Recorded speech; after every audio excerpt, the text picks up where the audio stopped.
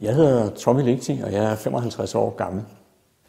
Jeg arbejder til daglig som økonomi- og administrationschef i en organisation, der hedder Danske Sømandds- og Udlandskirker,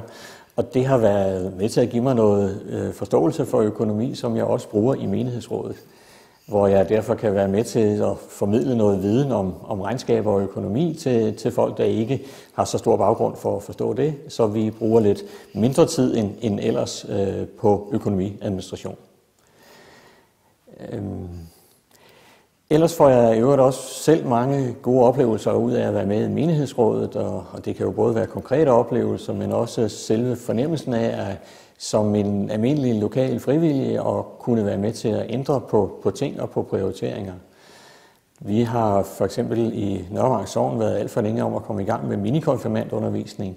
og der har jeg været med til sammen med andre at presse på for, at vi nu er kommet i gang med det, hvilket jeg er meget glad for. Vi deltager i Folkekirkens Nødhjælps sogneindsamling på mit forslag, så det synes jeg også er et stort fremskridt. Så det er godt at opleve, at man faktisk kan ændre tingene.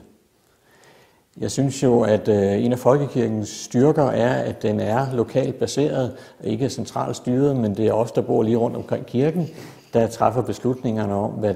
det er vigtigt at satse på, og hvordan vi i øvrigt skal planlægge arbejdet lige her, hvor vi bor. Så det er derfor, jeg er med i menighedsrådet.